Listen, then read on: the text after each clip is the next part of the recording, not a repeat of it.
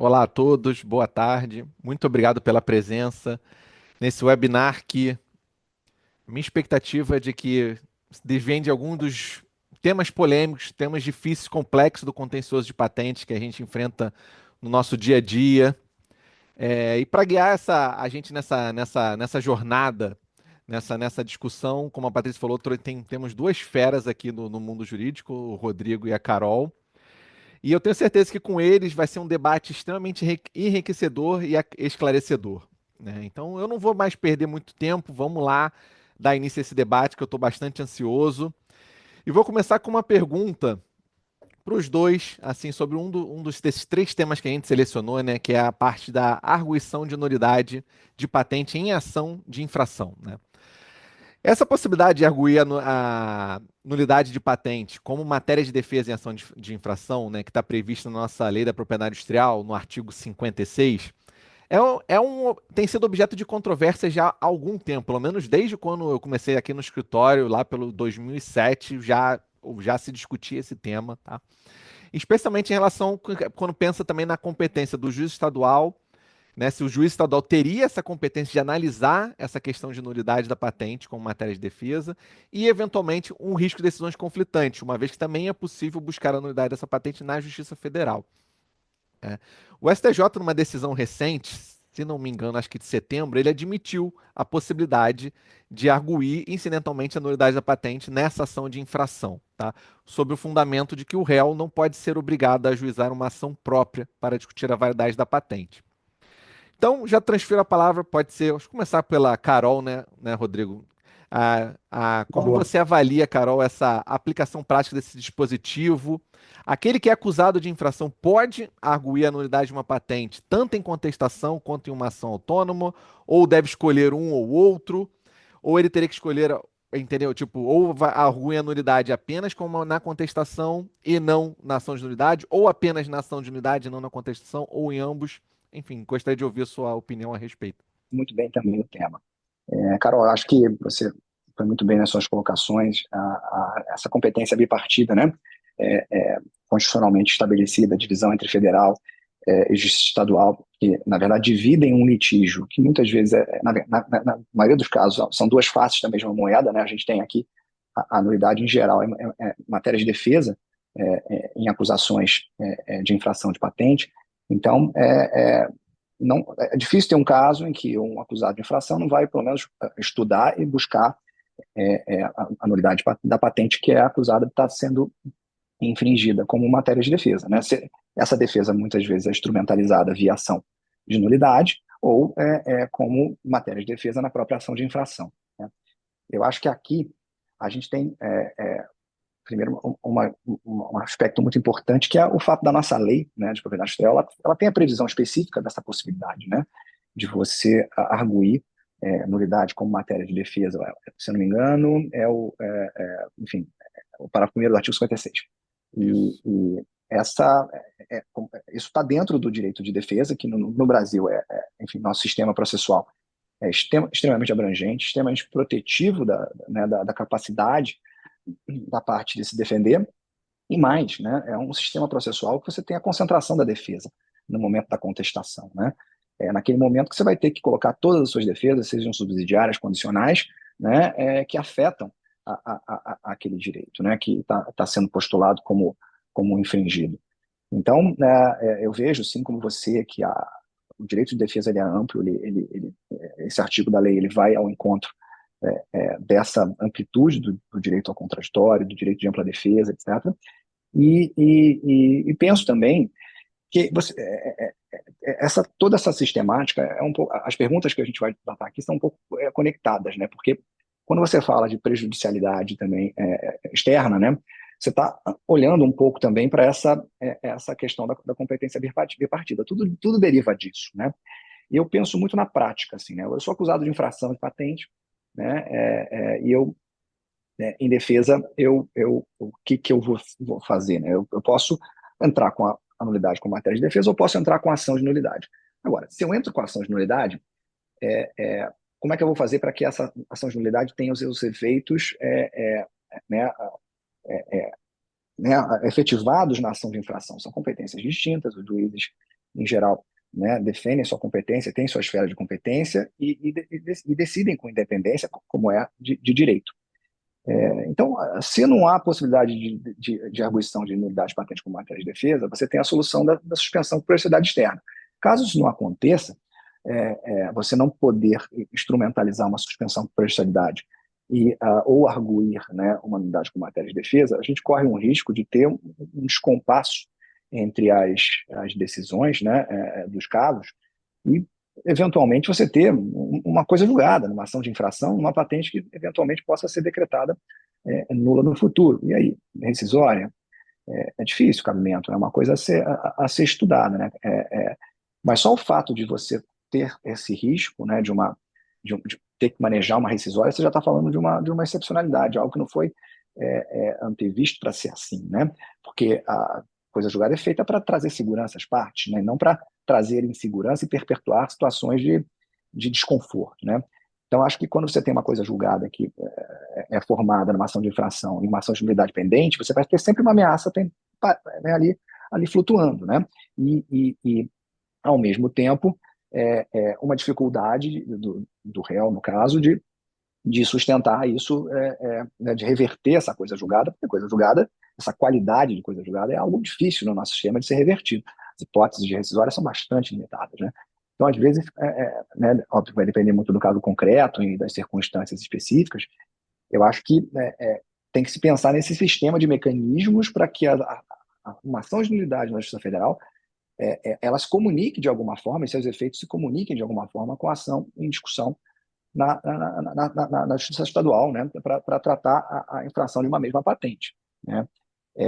E aí, uma coisa interessante, aí indo para o CPC, né, aqui, e até de acordo com alguns julgados, a ministra Nancy, como relatora, se não me engano, recente, peço perdão para não citar, mas depois eu coloco à disposição para enviar o julgado, que eu dei uma olhada recente, ela trata um pouco disso, de que a unidade com a matéria de defesa é algo já pacificado no STJ, né, temos para patentes, quando a gente está falando de marcas, né, por não ter uma mesma comando legal na nossa lei de propriedade industrial sobre marcas, né, como tem para patentes e desenhos industriais,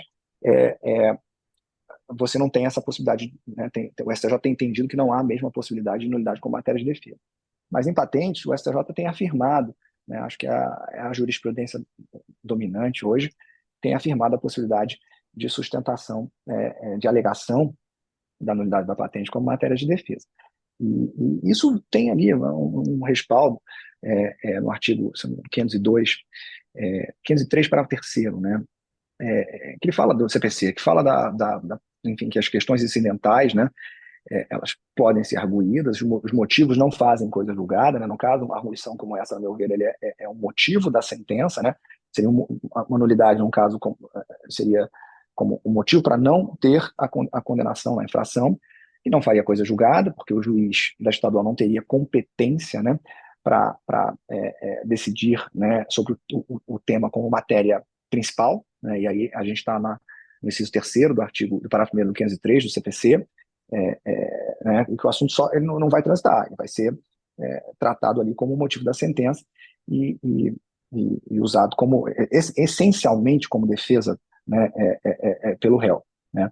Mas, por outro lado, e aí tem que se pensar nisso também, o detentor da patente ele tem a sua prerrogativa de efetivar seu direito, né?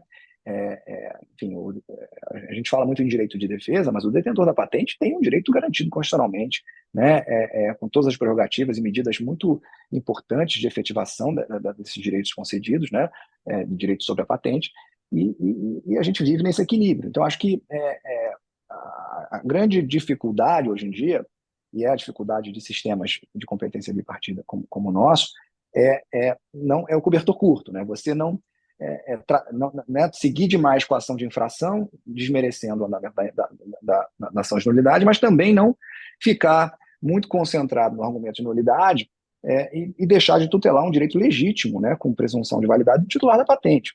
Então, uma análise concreta que todo juiz vai ter que fazer, né, seja para aferir se o caso tem que ser suspenso por periodicidade externa, ou se ele vai aceitar um argumento de nulidade com matéria de defesa e vai tratar aquilo, né? E aí uma outra questão, não sei se eu estou me alongando, né? peço desculpa já por isso, é a questão de você poder fazer as duas coisas ao mesmo tempo, tá? Eu não acho que tenha uma litispendência, isso é uma opinião pessoal minha, tá? Como acadêmico, mas eu acho que o próprio manejo dos dois instrumentos, seja como matéria de defesa ou como nulidade, ele tem que ser analisado no caso concreto se ele está sendo feito de boa fé, né?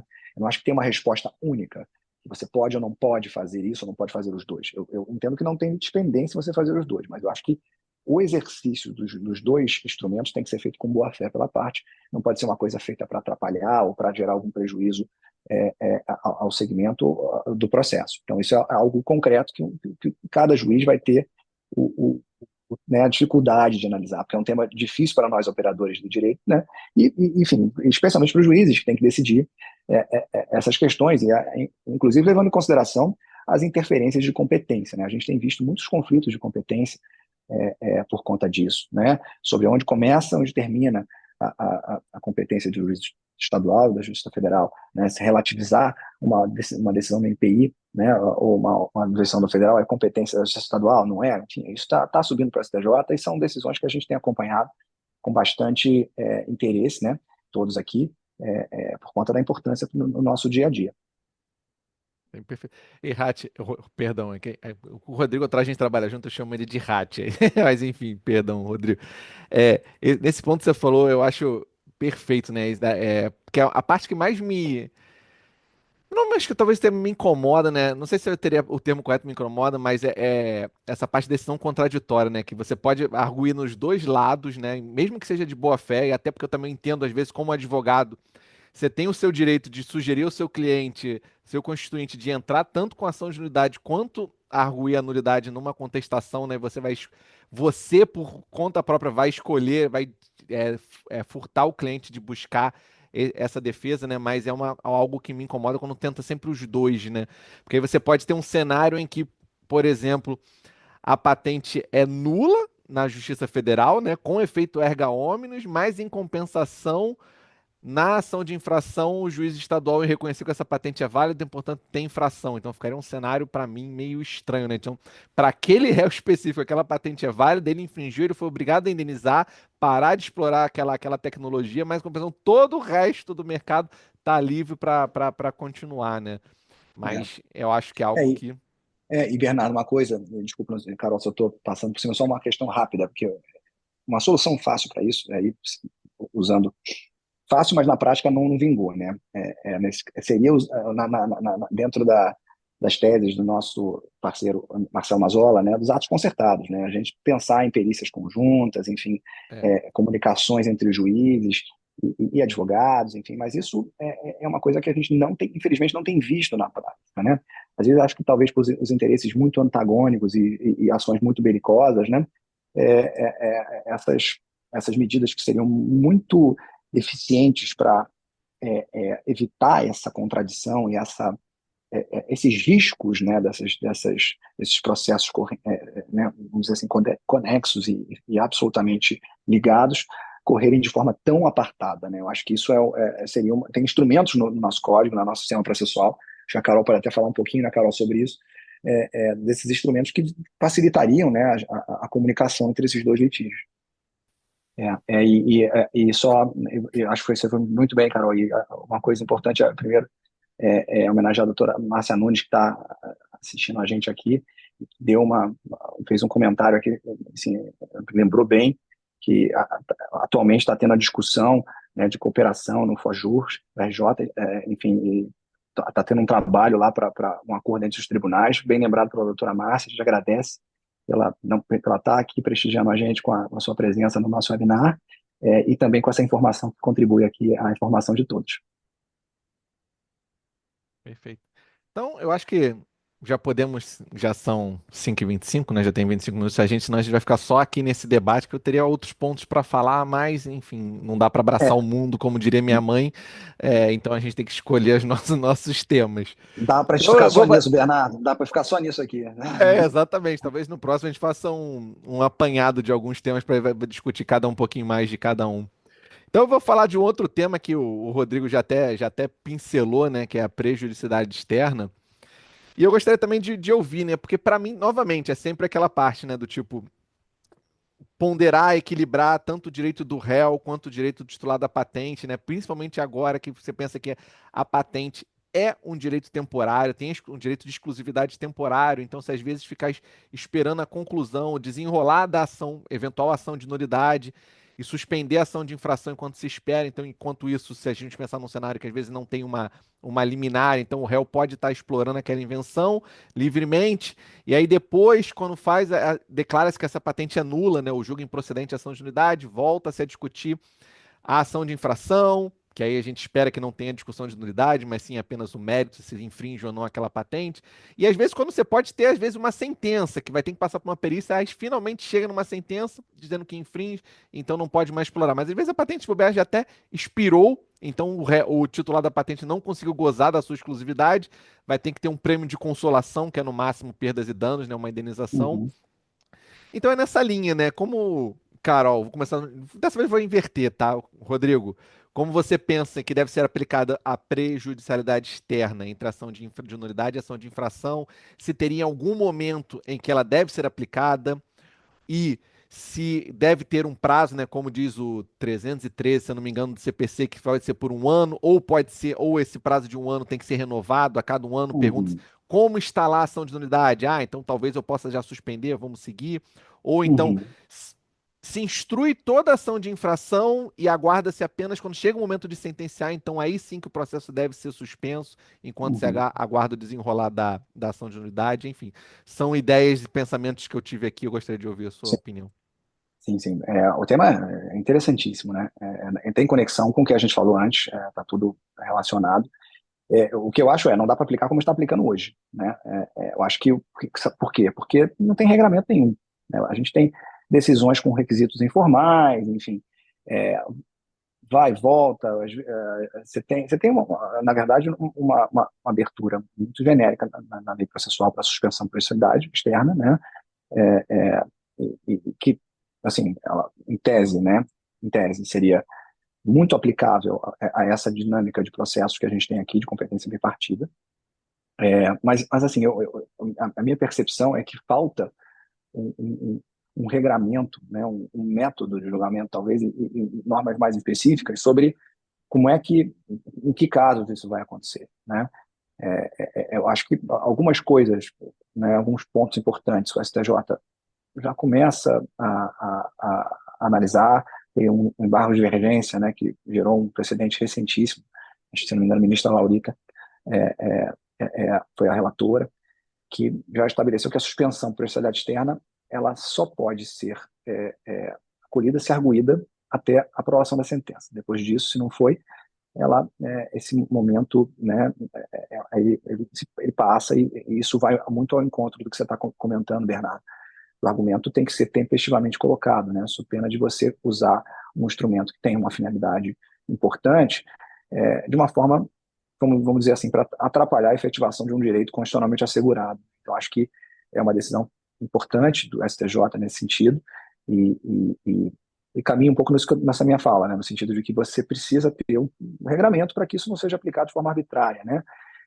A gente vê alguns requisitos informais, se tendo sido deferida uma liminar pela Justiça Federal, né, suspendendo os efeitos da patente, acho que a gente tem uma situação muito clara, né? Porque aí você tirou praticamente um requisito de procedibilidade para você pedir uma tutela nos autos de uma ação de infração, né? Você suspendeu os efeitos da patente, você, né, você tem toda uma questão sobre o esvaziamento, né, a suspensão dos efeitos da patente. Mas mesmo isso você tem que estudar qual é o limite disso, né? O TJ pode reavaliar ou olhar essa suspensão e interpretá-la de uma outra forma. A gente já passou por situações parecidas, né, de que mesmo com uma tutela da Justiça Federal suspendendo os efeitos da patente, o Tribunal de Justiça, né, estadual entendeu que ele tinha condições de seguir porque, enfim, ele tinha decidido primeiro, a liminar antes estava vigente, a suspensão, enfim, tem uma série de questões são complicadas e envolvem, de novo, essa dinâmica de competência bipartida.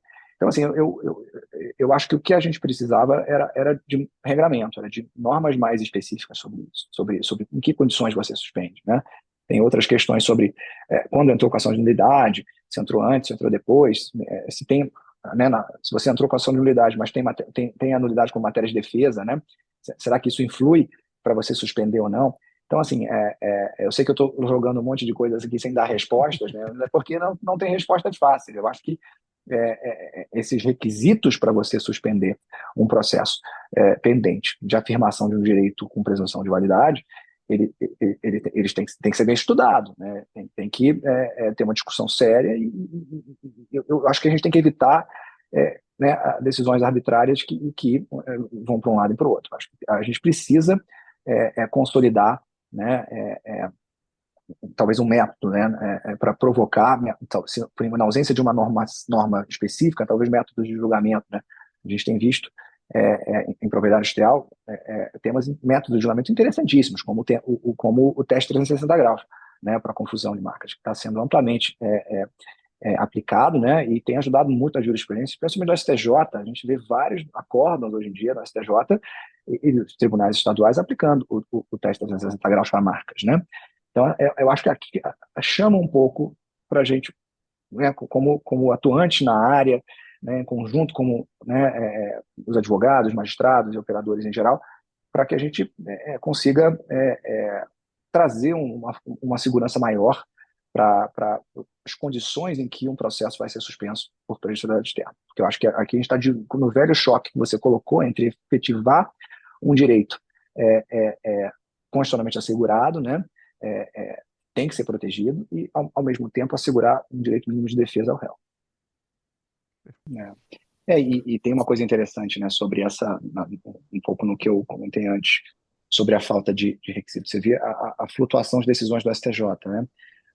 Lá atrás, enfim, na época, lembro de um acordo do ministro Massami sobre a questão do prazo, né, de um ano, né?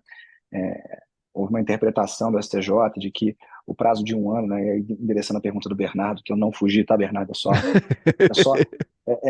coloquei ela para frente. Que dizia que esse prazo de um ano era meramente um prazo inicial, que ele podia ser, né, em um ano teria que se avaliar se as condições de suspensão persistiam e depois retomadas. Assim, que é uma interpretação bastante, vamos dizer assim, até pode-se falar contra a lei, né, porque a lei não, ela fala expressamente em um ano, né? Mas você vê, houve essa decisão, diversas outras, né? Diversos casos de suspensão chegam ao STJ, e o que a gente vê hoje em dia, a maioria das decisões são de inadmissão, né? Dizendo que as circunstâncias para suspensão por prioridade externa revolvem a matéria fática. Elas esbarram na súmula 7. Agora a questão é que circunstâncias são essas, entendeu?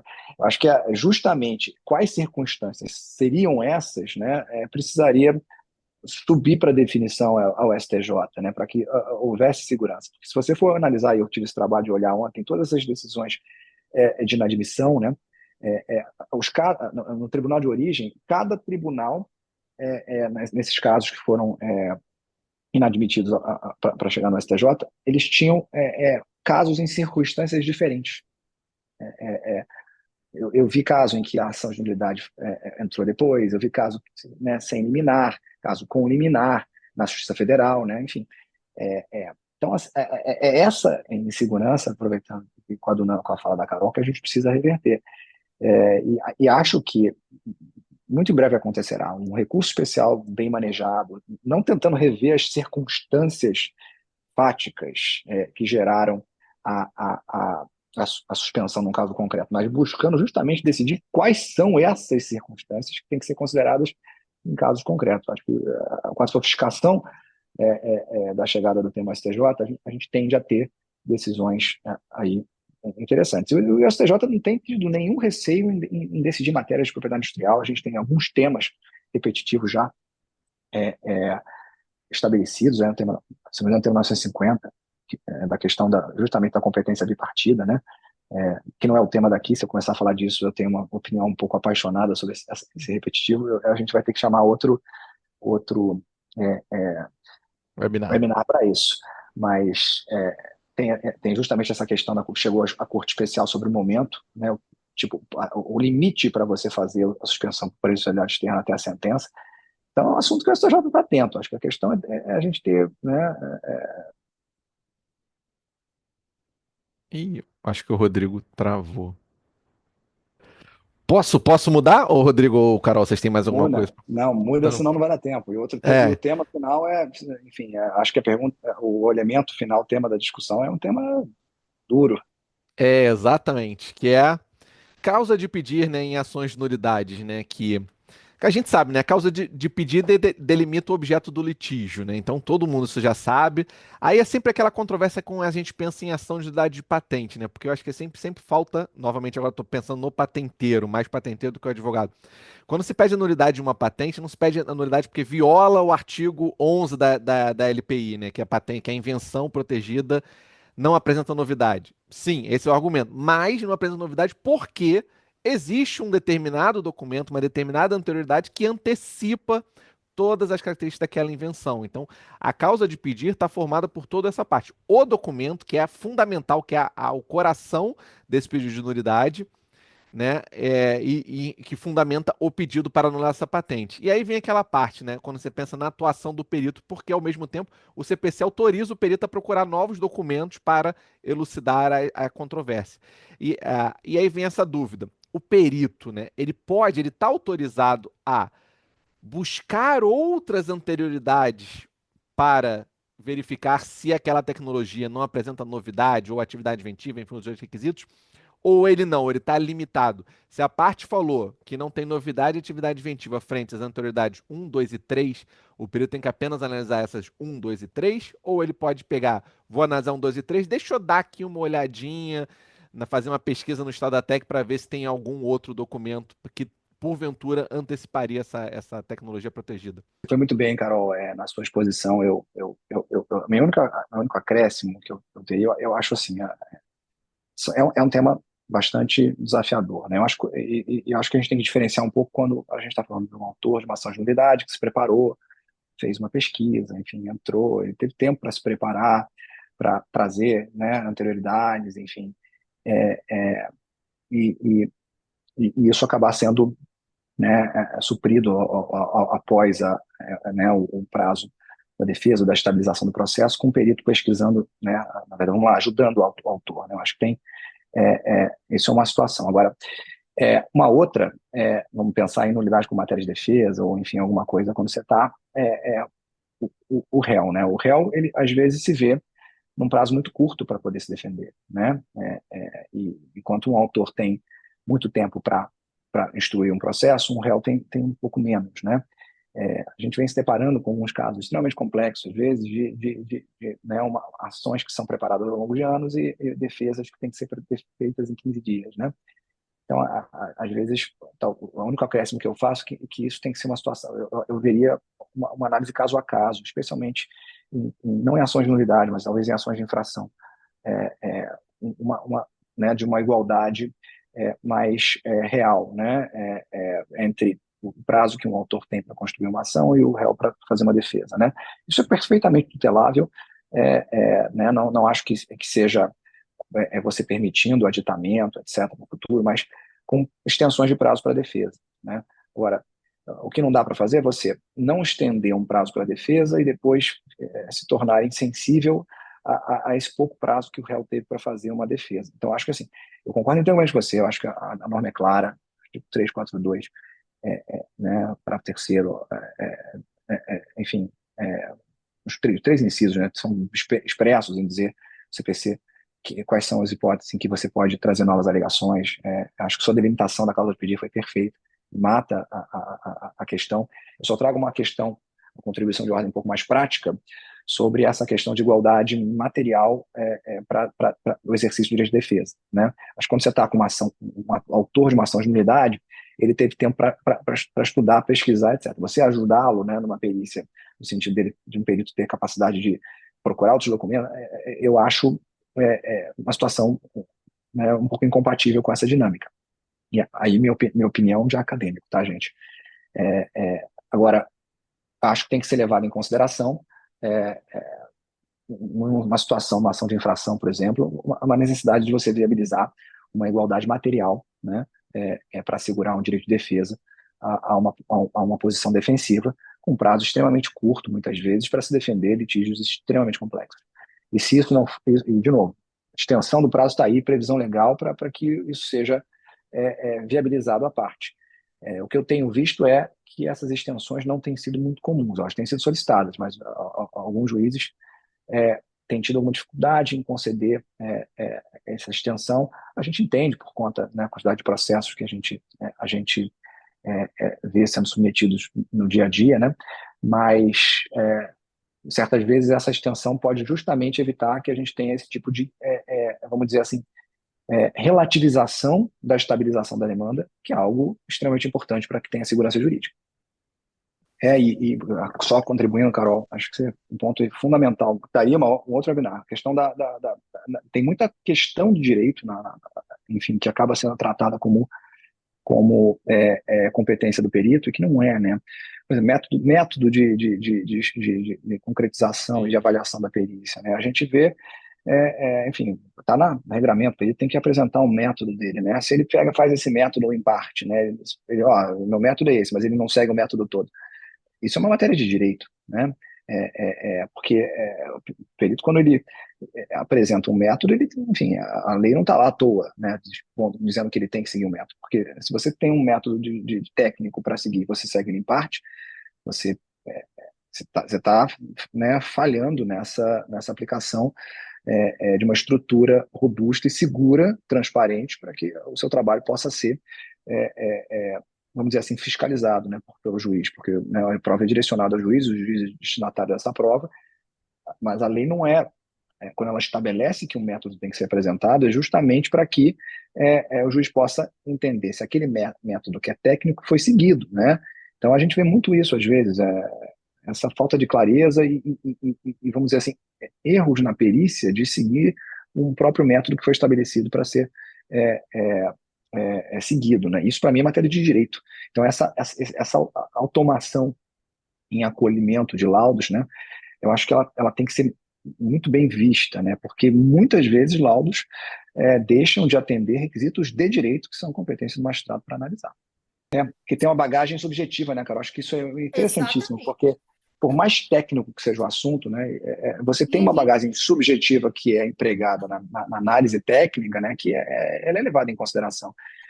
Senão, enfim, as partes sequer conseguiriam fazer laudos contrapostos, né, e não teria conflito de interesses. A gente vê muitas vezes, enfim, cada parte junta, um junta o laudo da Unicamp, outro da PUC, dizendo conclusões opostas. O perito vai chegar ali e vai aplicar vamos lá, a subjetividade técnica dele e vai adotar o viés de um dos pareceres ou um viés diferente. Por Uhum. isso que eu acho que é uma composição de elementos que vão ser submetidos ao magistrado, né, que vai analisar isso tudo no contexto global da lide e das provas todas que foram formuladas.